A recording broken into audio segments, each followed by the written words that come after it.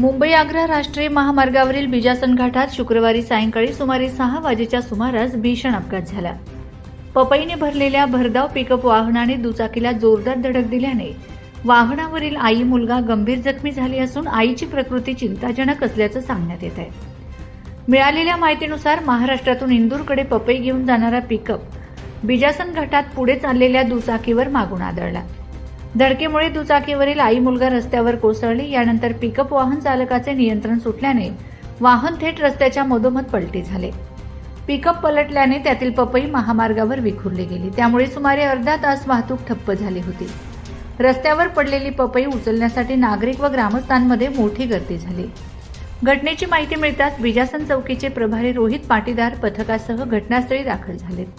महामार्गावरील रुग्णवाहिकेच्या मदतीने जखमी आई मुलगाला उपचारासाठी सेंधवा येथील शासकीय रुग्णालयात दाखल करण्यात आले. पोलिसांनी क्रेनच्या सहाय्याने अपघातग्रस्त पिकअप बाजूला काढल्यानंतर वाहतूक सुरळीत करण्यात आली.